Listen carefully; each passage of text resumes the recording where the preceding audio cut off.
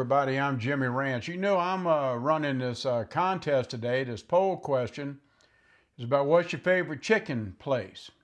Your favorite chicken place? Well, so far this Chick-fil-A's winning, and I am not really a very experienced Chick-fil-A, you know, chicken eating guy.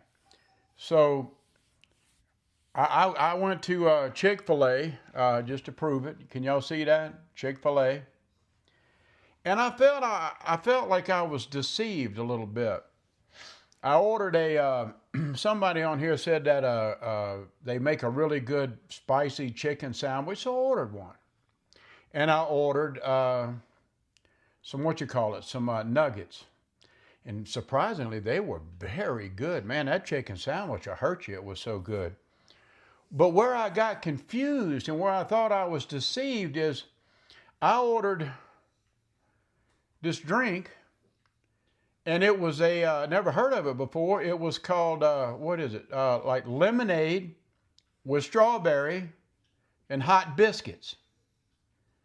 So whenever I got home and opened everything up, there was no hot biscuits. What it really was the drink. It was lemonade, strawberry, and hibiscus, not hot biscuits. So I guess I misread it or something. And y'all know how I like biscuits and gravy. Excuse me, I need to take a drink of this stuff. Oh, it's lemonade. Man, watch out. This is pretty good. Anyway, we'll wrap up the chicken contest and tomorrow sometime. Oh, look, I don't know if I said this or not, but the one tournament shut down yesterday, what was it? The sitcom. And at the time that I shut it down, I called the winner. It was Andy Griffith. He was barely, but he won by 1 percentage point. And I announced it to everybody. And then a few hours later, I went back and I put a new poll on to start a new tournament, which is this your favorite restaurant thing. And I noticed that MASH went ahead of Andy Griffith, but it's too bad. Vote all you want, it's over. Andy Griffith won. How do I know it ain't the same person with 5,000 troll accounts just click, MASH, new name, click, MASH. Whenever the poll's over, it's over. There's no need to keep voting unless you just want to feel like you're important. Man, I got to have another drink. I'm real thirsty today. Lemonade. Okay. I'm kind of in a goofy mood today. Let me ask y'all something.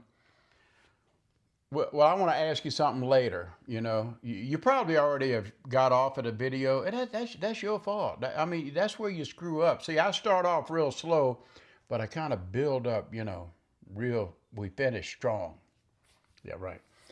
Kind of in a really strange mood today. Probably because I'm wearing, hey, wait a minute, I got to button this up. Can't be showing y'all too much of my groceries and stuff, you know what I mean? Wait, what was I going to say? Yeah, I don't know if you guys watch my short videos. Maybe some of you do. But I was telling a true story of about how I found eternal happiness and eternal bliss. I mean, I found enlightenment. I found all kind of stuff. Just by the other day, selling a generator. Selling a generator brought all this happiness on me. And I knew that I remember saying this, that whenever I sold that generator, it was actually 3 generators, not 1. So that was like a double. Not only did I get happiness, but I got bliss and I got enlightened, all 3 in 1. Man, it was like a trinity pouring over me. Man, I felt good. Man, the garage door was open. I was looking out the garage. I was looking out at the mountains, Pikes Peak and all the mountains. And like the clouds parted and the skies opened up and these eagles were just flying around. And I knew that it was, a very happy moment. And I knew that's whenever I found my bliss by selling this stinking generator.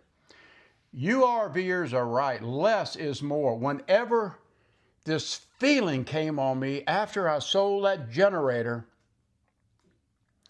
I swear, and only the RVers can identify with this, but honestly, it was more enlightening than you folks sitting in a very hot van in Quartzsite, Arizona, taking a dump in a bucket.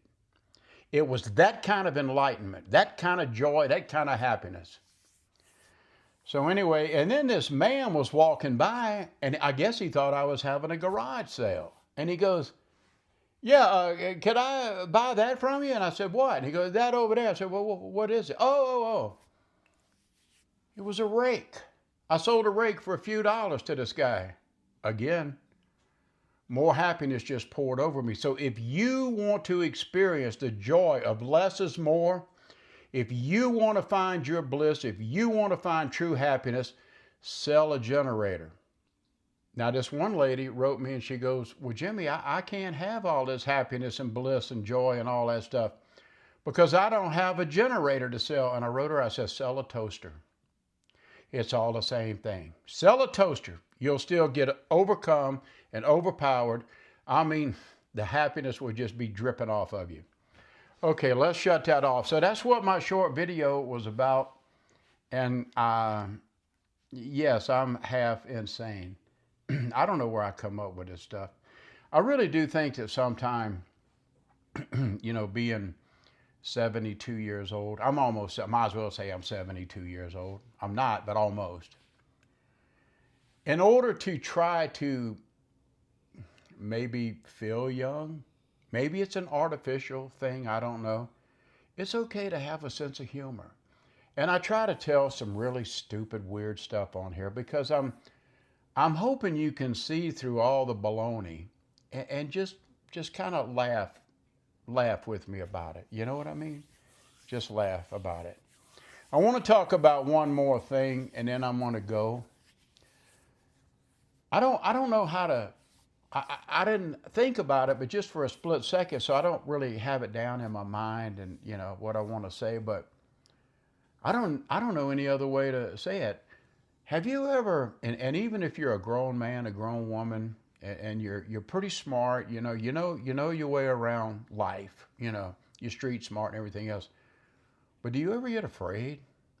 Do you ever suffer from, in college they taught us something that was called post-purchase dissonance.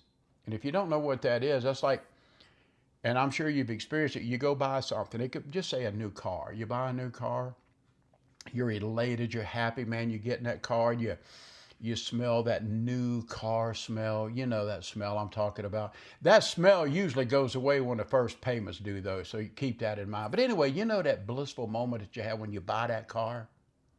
And you feel real good. You drive it around and you're proud and you're showing it off. You're driving all over the place, hoping somebody will look at you in your new car, like, oh, look at him, he's cool. But anyway, you go home and you go to bed and you feel real good. But then you wake up in the morning and you start having second thoughts. You start questioning yourself, like, should I have bought that car? That is called post-purchase dissonance. And even though I have not sold my house to this gentleman who bought my generator, and he's the man who bought my RVs, he's the man that I've known since about 2017. I know this man. He hasn't bought it yet. He showed interest in it. I have not heard from him yet. And I was just sitting there last night, thinking about it a little bit, and I went to sleep and I woke up, and then all of a sudden this nervousness came on me, this post-purchase dissonance.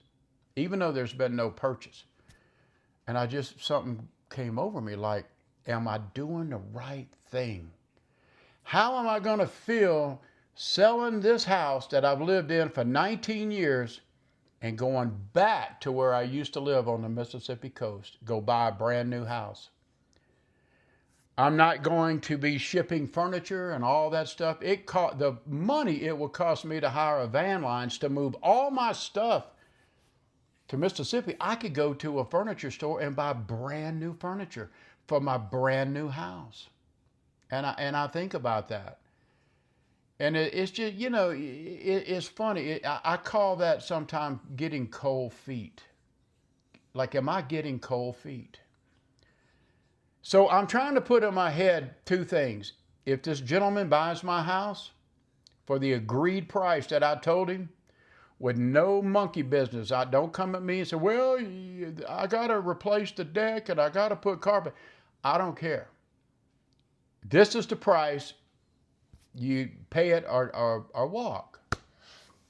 So I'm trying to get in my head, if the man wants to buy my house, then that is my signal to go back home to the Mississippi Gulf Coast and eat shrimp with my best friend Hal, and go floundering and go soft shell crabbing, go deep sea fishing, go to the casinos, just frolic along the beach, just grooving. Two 72-year-old men running down the beach thinking we cool. Probably 10 steps we'd pass out. But anyway, I just wanted to ask you guys, do y'all ever get nervous about stuff like big ticket stuff? Or am I the only one? I don't know. Well, I'm going to let you go, but remember, if you want to find happiness, sell a generator. I'm Jimmy Rance.